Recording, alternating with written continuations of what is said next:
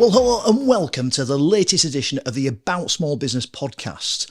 In this episode number 24 of the series, I'm going to be talking to Danielle Wilson from KRG Podiatry. If you're enjoying what we're doing and supporting local business, please do give us a like and a subscribe and hit the little notification bell so that you know anytime a new podcast drops. Well, full disclosure, Danielle, you are my sister-in-law. I am. For your sins there. But there's a lot about this business. I've kind of watched the business grow. It is a fascinating story, which is why I did want to talk to you. Yeah.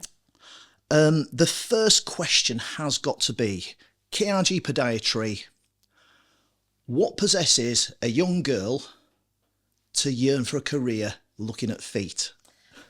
Well, I think it's like obviously growing up from like the age of 24, I was just in and out of jobs, not really knowing what I wanted to do. And I ended up getting like stuck in the care sector role. I think once you're in the care sector, it's find really hard to get out.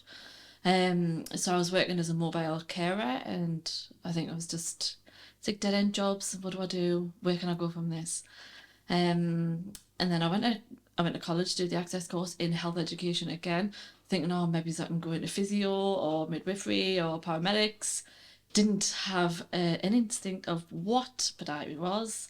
And then when I was working in domiciliary care, I went to go and see a client, and the podiatrist actually had come in to see my client to do her feet, and I was like, oh, this is different. Like, I didn't know this was a thing. Like, what? So yeah, just done my research, and then I ended up shadowing that podiatrist who would come in to see my client. Got a field of the job, and then yeah, I thought, oh, I could do this. It's perfect career-wise. You can progress. There's plenty of room for progression, and you can also set up self-employed and work around family life. So yeah, I applied for the university. And then went from there. Brilliant. So there wasn't any sort of hint of wanting to do something like this long term? Never. Just kind of happened. So just I fell into it. Yeah. So going back to school then, I mean, did you enjoy school? Probably not, no. I think you either like it or you don't. And I was probably one of them students that just didn't quite get it. So, yeah. Did you, I mean, were you badly behaved? Were you I wasn't badly behaved. I was easily led, I would say, for sure. But blaming other people? Yeah, I think you just get in with the wrong crowds, and then you mix, and then I'd never really quite found my network of friends at school. I had always had a group of friends who I'd always go back to. But I never had like that friendship group that I would, like, even now, like I would say don't have that friendship in my life. Like, I just don't have it. Right. Okay. So you the picture you're painting is somewhat sort of quite directionless at school. Very direction. I find it very hard to kind of maintain a friendship kind of group. So I was always kind of in between different groups at school. I don't think that's uncommon. Yeah. I don't think that's uncommon. And so were there any subjects that you really liked, really enjoyed? Probably PE, but even PE, I didn't even take that as a GCSE subject. I did leave school going in to do a sports diploma at college. Right. For a year, but still nothing even come of that, to be honest. Right. I mean, was there any real passion for the sport there, or was it just a kind of, this is better than the others? Well, going through school, I was always like really good at PE and sports and like long distance running. I was really good at. So sports day was like the best day of school for me. And then I think when you kind of grow up and come out of school and you start going out drinking with your friends and or latching onto people to go out drinking with, it's just, you kind of phase out of that. And like it is a big regret. Like, I always feel like sports is probably my thing to do. Yeah. So I know certainly you're getting a lot more involved in your sports, your fitness. For sure. You've made quite an achievement with your fitness, haven't you, at the minute? So that I think has been, in the time I've known you. Obviously, I didn't know you when you were at school, but the time I've known you, you've seemed to just kind of set yourself goals. Yeah. And just kind of followed through until you've actually achieved them. Absolutely. I mean, And that's not coming like across as though that was you at school. Mm-hmm. So I mean, what do you think changed? I think just having my kids and wanting better for my kids. I think that was when the penny dropped. Like, you've got to knuckle down and do something before I am too old, to the point where I can't do anything else, and I'm stuck in a certain job that you don't want to do for the rest of your life. Because I mean, you mentioned the care sector. You went into the care. I mean, was that straight from school? You went into care. No. So actually, straight from school, I'd done leisure and tourism for about 3 weeks. Hated it, and then I worked in. Was that a course or was that a It job? was a course. Right. And then I worked in factories. I've worked in shops. I've worked in the nightclubs in Consett. I've worked in McDonald's. I've done hairdressing. I've done sports diplomas. I've done educational access courses at college. I've done learn direct courses. I've worked in hotels. I've worked in Tesco's. I've done a lot of jobs, and I've just never found my niche. It's always just been a job. It's always been work. It's never been a career focused kind of job that I've ever fell into. No. Right. And so basically, it's so personal circumstances you think are more. Yeah. What? My family life, my children. Right. It's what's driven me, I think. So in terms of you've got two children. You've got Robin and you've got George. At what point? I mean, because obviously Robin's older than George. Were you finding life with Robin sort of quite tough to manage, absolutely. just with the jobs that you'd got? 100%. Like, I was a single parent before I met my husband. I brought my daughter up on my own for the best part of 5 years. And I was like on benefits. I was working the odd shift in my mum and dad's bar. I had nothing going for us apart from having my daughter. And I wanted to be the better person. I wanted to do better for my daughter, and I think when there's a stigma around claiming benefits, and it's not nice. It wasn't a nice time in my life. Yeah. It was horrible. It was depressed. It was lonely. It was just quite a sad time. I mean, people that are in that situation now. Have you changed the way you feel about them, knowing that you've managed to get yourself out of it, or do you feel sympathy? I do feel sympathy, and I do feel like you can always go out there and better yourself. Yeah. But you have to have the support and the network around you to be able to do that. So if you've got no family around you, you're not going to be able to go off to college and get qualifications to be able to better yourself out. All my family members worked, so it was really, really hard for me to get childcare and the help that I needed. So, yeah, I think... It is tough, and it's something a lot of people do take for granted, isn't it? Absolutely. That sort of, that wider support, the support network. Absolutely. And obviously all my family, they had their own children. Yeah. And plus they were juggling work, so you could see how they were struggling just to work themselves, never mind me trying to work and juggle childcare and then paying for childcare. It wasn't worth working at the time. So no, it's an interesting one. I remember when we were going for childcare, we were very lucky. And I use that term advisedly. People don't like to talk about luck. If you talk to anyone, they will always tell you that they work hard. Now, as someone there's no two ways about it. You have made a success of this business. I'd like to think that. I don't think there's any doubt there. That's just from what I know. I'm curious to ask you, just out of personal curiosity, I know how hard you've worked to build this up. You started out, you got qualified, you've done the rounds, like sort of visiting people, you've built up your business, and there's no doubt that you've worked hard, but you've got something to show for that hard work. It strikes me that you were also working hard, trying to raise a child on your own and juggling these jobs. I mean, would you agree with that? Or Absolutely, yeah. I think, yeah, for sure. It has been really, really hard. I think I wouldn't have been able to have done what I've done now if I hadn't have met my husband. So with him being able to help me out by going to college and being there for Robin as well as being a big, big part of getting to where I am today. That's true. And I think we should say that he's now... He's now qualified as a foot health practitioner and is involved in the business. which is amazing, isn't it? Yeah. It's because I know obviously your husband fairly well, and I know certainly when he was younger, he was drifting from job to job, He was. and in fairness to him, working really hard Yeah.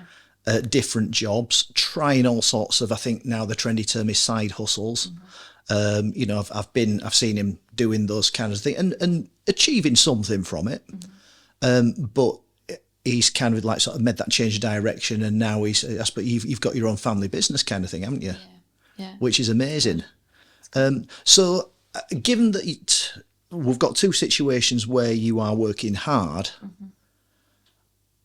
I'm going to ask you directly, in your opinion, the hard work that you're putting in now compared to the hard work that you had as a single mother, claiming benefits, trying to get jobs and fit them in where you can, which is the hardest for you? Definitely being a single parent and living on benefits, and that has been probably the hardest thing I've ever had to do. I've never been a single parent, so I can't comment. But it's always been something because I feel there is a stigma attached to it. You're right. I believe that. I think really unfair. And I mean, as you know, I've taught in the past, and I've seen single mothers trying to juggle 3 jobs as well as childcare. And I mean, as a teacher, I know there's the sort of joke, "Oh, finish at 3:30." When I was a teacher, I didn't. And, you know, I mean, I did get some holidays. It was better than it is now, I can say that.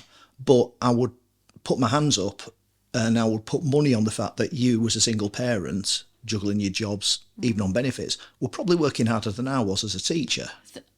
I can only speak for myself in that, so that's not to comment about any other teachers. It is really hard because it's not just being a single parent. You've got a house to run, you've got housework to do, you've got to make sure your child's clothed and fed, and make sure you've got heating, you know, make sure you've got that cash to put the gas and electric on, make sure your TV license is paid. There's a lot more, and I mean, you don't get a lot of benefits. No. And there's a lot more. I think that's a myth. I think it's always been a common myth. I mean, people think with benefits, it's all right, you know, everyone's like sort of criticising the people on benefits. No one wants to change places with them. I think that's interesting. Yeah. And as I say, you're an entrepreneur. You've set up, you started from scratch. I don't think, you know, we've already established you can't get much more from scratch than your situation to, you know, your own premises. Yeah. And but you're saying that your previous life was harder work. 100%, yeah. And I mean, in different aspects, you would say it was harder work. Like, it is really hard setting up a business, especially when you come out of uni, you go and do a year and a half in the NHS, and then COVID strikes, and you set up a business in the middle of COVID. I mean, yeah, that was hard.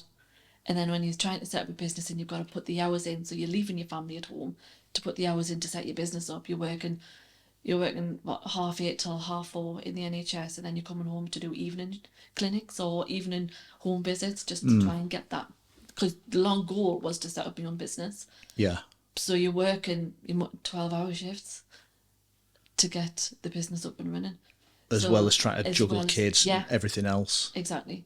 So, in your opinion, sort of looking at why do you think society seems to have such a downer on benefit claimants, single mothers? That I think it's just probably the way things are portrayed, like all over socials, and you've got TikToks, people living on benefits who can go out every weekend, party and live it up, and then you've got the people who are out there who are really struggling, who can't do that.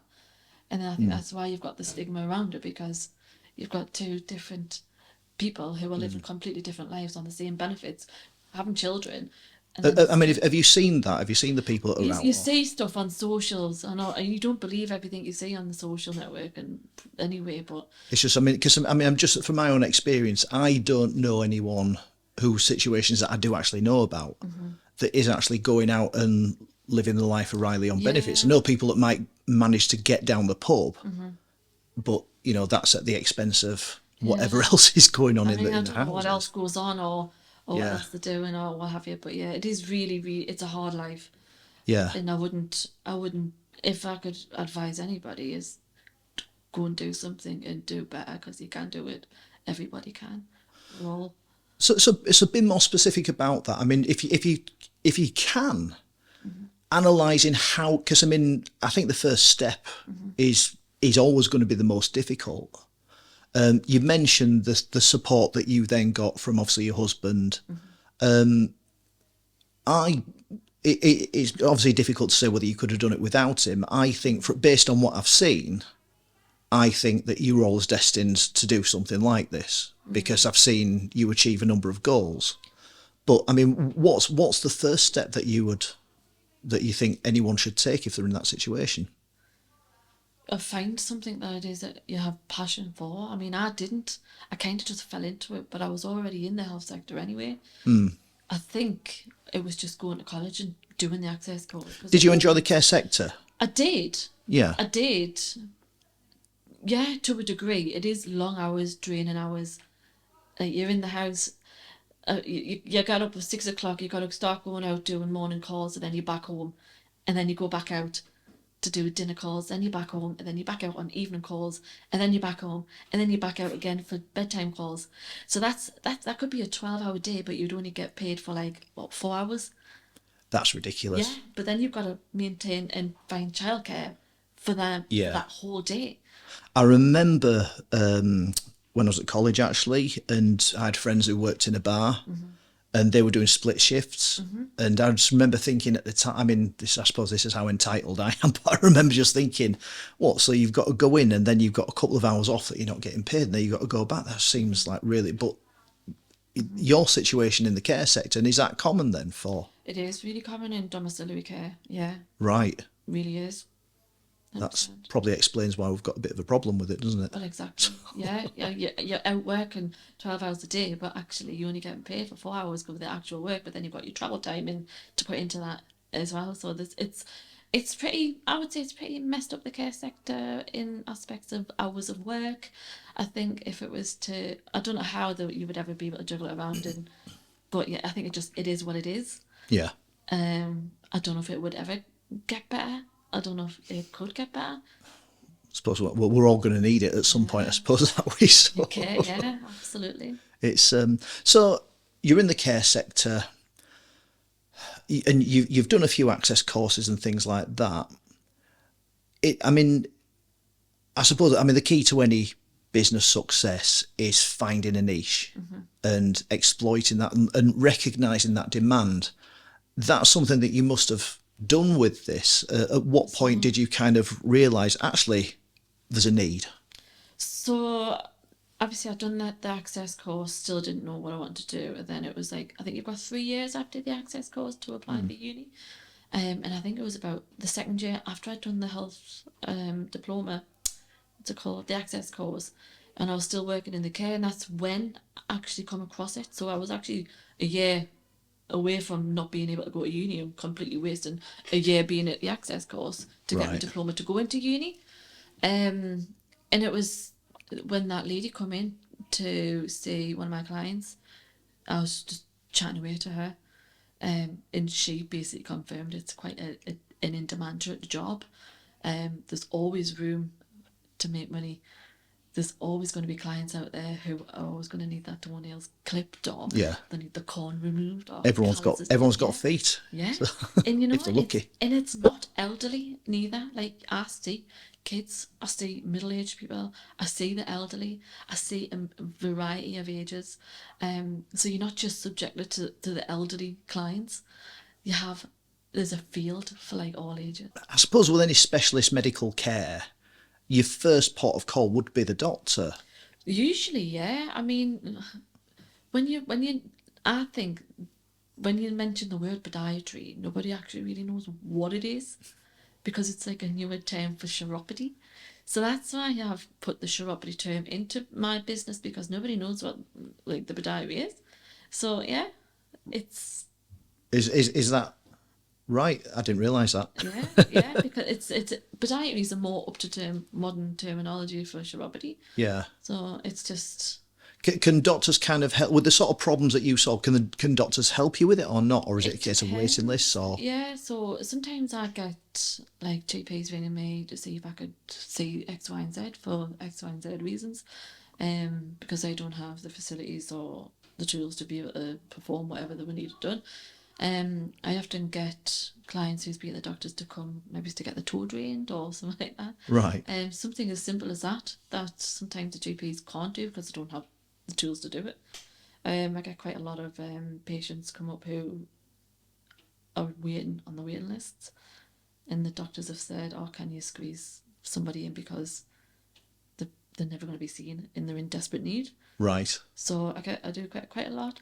Sometimes I'll have clients that come in here and I'll be like, "Oh, you look like you need antibiotics, you need to go and see your GP." I think it's you have to kind of understand kind of what the problem is and kind of determine whether or not you need a shortest or a doctor to kind of be able to treat. But yeah. So does that work both ways then? So you'll get referrals from the It doctor, does, yeah. and From then surgeries, yeah. someone might come to you and you might say, look, you really need to go see your doctor Yeah. about this instead. Absolutely. So in terms of the works, I mean, you've recognised that there's a niche there. It's like, right, I can do this. What was it that gave you the belief that you could do it? Because I mean, from someone who's been sort of fairly underconfident from school, to all of a sudden think, I mean, to fundamentally be a medical professional, which I mean, by anyone's standing, that's impressive. Yeah. I don't know. I think even going through university, I was like, I can't do this. Like, I failed my first year. I think it was just kind of a case like, I need to do something. Let's just do this. Just get it over and done with and do it, Danielle. And then. So you failed your first year? Yeah, failed my first year. What happens? Did you then just have to resit or? So I failed my first year. Then I fell pregnant with my son. Right. But while I was pregnant, I went back to redo my first year. It was one module. It was anatomy module. Right. But yeah, so I had to redo the anatomy module for the next year. So it was like, it wasn't just like 6 to 8 weeks to go and do anatomy module. It was the full year to squeeze into the year, first year for anatomy. So I still had to go back, resit that. I mean, I passed it, but then I took a year out to have my son.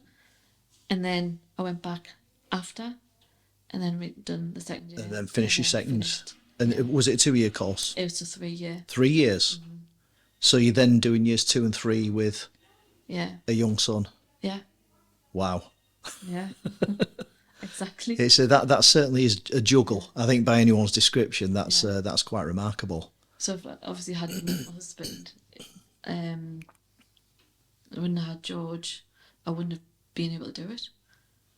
I don't think I would have been able to do it. I don't think I would have had the willpower or the mental state to be able to just, I'm going to go to uni and I'm going to go and do this. I wouldn't have. I think definitely having him and encouraging it and pushing me towards to go and finish the course was definitely the key for me getting to where I am today. I'm a lot to thank for. I'm not going to tell him that. Do you want me to edit that bit out? Please. Don't give him a big head. Fantastic. But I mean, I think it was said though, that's kind of worked the other way as well, hasn't it now? Yeah, 100%. So he wouldn't have been where he is now. No, exactly. Yeah. So definitely rubbed off on each other. Comes together for a reason, which is brilliant.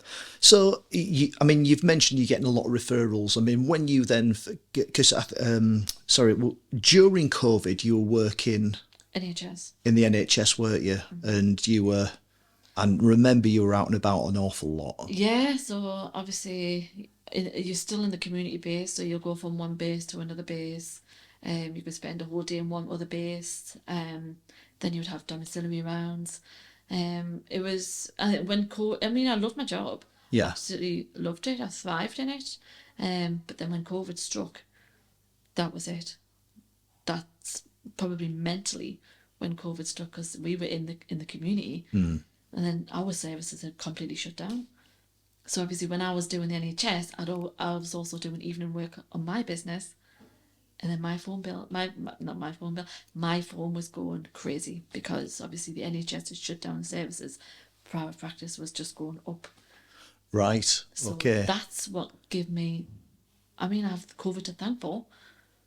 Well, COVID was what it was. Yeah. Some businesses, I mean, mine nosedived. Other businesses, I mean, it's like any change of circumstances. There are going to be winners, there are going to be losers, and I don't think there's anything wrong with just accepting, actually, this kind of worked out quite well for me. Yeah, I mean, it the did. whole COVID itself, I mean, I enjoyed the time with family, didn't enjoy the lack of money that was coming in. Yeah. But fortunately, like I say, my wife was working full time, and we weren't in any kind of situation where we needed to worry, so we could sort of enjoy it. Whereas for you, it's kind of given your business a bit of a bit of a rocket boost. Absolutely. I think it was when we come out with the second lockdown. That's when I'd opened up the business. How do you think it would have affected you had COVID not struck, and you did just wouldn't be here now. I'm probably still working in the NHS. really? Yeah, I think so. So in a way, it's that sort of boost of business that's made you realise actually it's here, it's coming in. It's there. Have you ever done any sort of marketing or advertising? Only like Google ads and stuff like that. Social. I haven't. I've got a couple on. Is it Yale? Right. Stuff like that, but nothing. That's only in the past year I've done that. But yeah, it's always been like word of mouth. And that's worked well where for it's us. kind of got us, yeah. So the word of mouth has kind of got you to where you are here. I think so, yeah. And because at what point I do seem to remember the conversations before you made the jump to get an office and like sort of have your own premises. Going back to someone that's initially quite nervous, someone that's not got that belief, to go from someone, and I do remember people like saying, I mean, I think I'm not sure I think I'd just be like sort of doing this from home and not worrying about the overheads. But you went and did it anyway, didn't you? I did. And I've got to say, absolute credit to you for doing that. Yeah. Because I mean, certainly no one was trying to discourage you or shatter dreams. It wasn't that sort of thing. Yeah. But I do recall certainly a lot of the family were urging, should we say, caution. Is that fair? Absolutely. Yeah. Why were you so determined to get your own premises? I think because I wanted that lifestyle where I could work around my family life. I just didn't want to do the 9 to 5 job. Right. I think every single job I've had, working a 9 to 5 job, has always just been like a mental strain. Like, Yeah. I can't deal with it. I can't do it. I like to be able to come and go as and when I want. I have a little bit of, probably a thing with authority as well. Really? Yeah. I don't deal well with rules and people tell me what to do, which is bizarre. I think that's probably why I haven't stuck a job out and why I've kind of come into the whole self-employed business because of that reason. I think it's interesting because I mean, again, we've got quite a lot of what might seem brave decisions. Would you see yourself as being brave, or is it just I never something? used to, but now I do. Like, absolutely. Like, I do anything now. I chuck myself into anything. I do theatre. I used to play football. I do the gym 5 Yeah. days a week. I don't know. I just get bored and I just chuck myself into them, and I just think life's too short. No. What a brilliant way to be. I mean, it's so basically you just decided that you wanted your own premises, and the premises that you were in, they were where we are now, are they? They were No. actually in I Consett. had a vision of what I wanted, which is why everything was like down to the T, like my logos, my signet, my signs, everything was in my head. I knew what I wanted, Yeah. so I made sure that I kind of worked hard towards that to get what I wanted, and I did. I had like a 2-chair clinic, up in Consett, Yeah. but like when that inflation period kind of struck, Right. that was when I thought I'm gonna have to sort this out now or end up shutting the business. And that's why I moved here, Right. for the money situation, because of the inflation that we were facing. And I wanted to be able to move before being affected by that situation that was looming. Right. So this sort of business changes, Yeah. you've reacted, dealt Yeah. with it, and here you are. 100%. Fantastic. Yeah. So, and you're pleased that you've got your own premises. Absolutely love it, yeah. Yeah. And is it nice just having that sign on the door and like sort of coming in It's as and nice. whenever you want, Yeah. and then just thinking, that's mine. Yeah, it is. It is. I love it. So I love it. it is. I mean, it is fantastic. So in terms of like you throwing yourself into everything else, I know we'd mentioned already you fitness work and things like that, which is kind of going back to where you were at school. You know, you enjoyed that. You were obviously sort of good at running and things like that. So do you think what you've achieved in business is helping you elsewhere? Probably, yeah, because I have a lot more time to be able to chuck myself into other things, like the fitness stuff. I mean, this time last year I was 3 stone heavier. Wow. Yeah. So 3 stone lighter. Yeah, and I'd done the Great North Run, 3 stone heavier than what I am now, and I made sure I did the whole thing. I kind of have a determination. If I see the end goal, I'll just continue. Even though I had like a nervous breakdown halfway through, and I thought I was going to quit at mile 6, I still got through it. So yeah, I think just when you see the end goal, you know you're going to get there. If you see it, you believe it, it'll happen. Is that something that you think sort of changed throughout your life? It's like, so when you were younger, I think, yeah, absolutely. you didn't have that vision. Nah, no. And then just circumstances, whether whoever we credit for that, circumstances change, and all of a sudden you can see the wood from the trees, and you can see. I think when you start doing things and you do start seeing results, and you start seeing the end goal, then you start believing it more. So you do more. So you try and accept more challenges, or for what you're doing in that situation. I don't know. I don't know. It is interesting. Just as I say, from what you've said, just quite a fascinating story from someone that's not got a huge amount of self-belief, which I think affects a lot of people at school, and a lot of people that end up self-employed. School doesn't really suit them, and then I think to a degree through necessity they have to find something that does suit them. Yeah. And I've been chatting to a lot of people just recently on the podcast who are finding out later in life that they're maybe sort of ADHD, autism's coming up a lot. I do believe that I have some autistic traits. Like, my daughter is 16 and she's been diagnosed. She's been diagnosed, hasn't she? Yeah. And me and her are very similar in certain ways, like the whole friendship thing. Yeah. I struggle to make friends, and like I can have clients come in here, like 16 clients come in here every day, and I would talk and would bounce off each other. But they come and go, and I've got friends from primary school who I see every now and then, and we'll have catch-ups and stuff. But I don't have that friendship where I would just go back and would spend hours and would go out on the town together. Or I don't have that. And my daughter's the exact same. And I feel like that's where my autistic traits would kind of come into. I find it really hard to have that friendship side of things and that social side.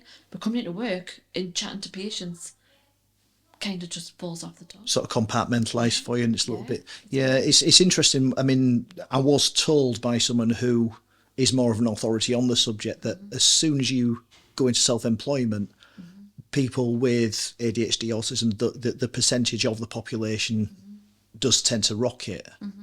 And I suppose it's just, you need to kind of find something that fits you.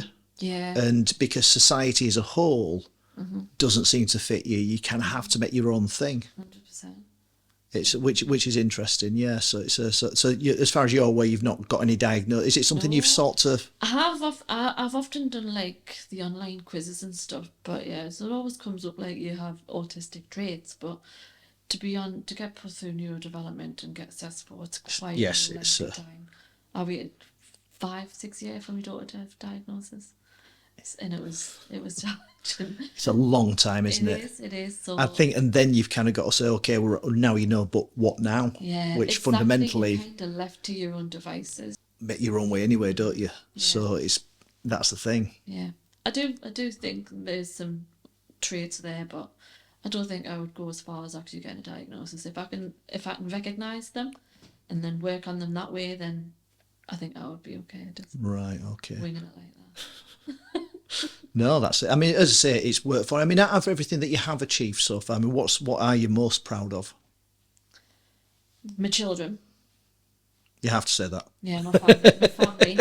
You got to say that. Yeah. So, from a work perspective. From a work perspective, probably say having my own business, or even getting through university. University was the hardest thing I've ever done as well.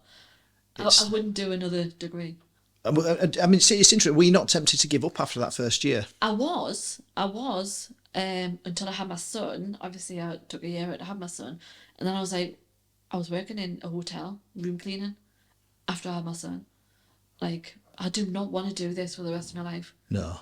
So I had the opportunity was there to go and complete my next year. So yeah, I just went straight back in and did it. I thought I'm going to have to. It was now or never. That was what was in my head. It was either now or never. So, Yeah. And so you've got the offices, things are going well. You've got you've got other people involved in the business. Mm-hmm. What's the future look like for KRG Podiatry? I mean, we'd like to have the kids in the clinics as well when they're old enough. How do the kids feel about that? They're not too keen, but I think podiatry is kind of an old person's type of job that you would want to fall into. You don't often find young people going into that field. Yeah. I think when they're old enough, and then they're probably grateful for the opportunity. It's a good career to have. So it could be. What does KRG stand for?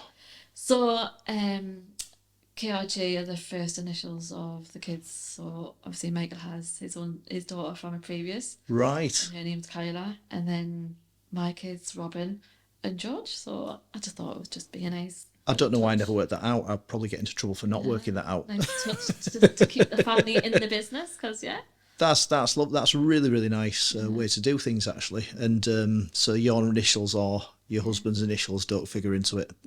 No, They don't need to. even though we do it. That's brilliant. So future potential family business there. Would like to think so. Yeah.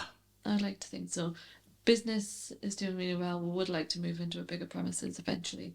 That's the next goal. Yeah. Back up into the centre of Consett, multi-chair clinic is what we're going to be aiming for. Right. And any advice you'd give to going back to a younger version of yourself? What advice would you be giving to people in that situation who don't believe they can do it? Don't give up. Find your niche and go for it. And I think you've done all three of those things, which I think is a brilliant way to end the podcast on. I hope you do feel immensely proud of everything that you've achieved. I think you've done amazingly well and Thank you. properly inspirational person. So Danielle, thank you so much for coming on the podcast. Thanks.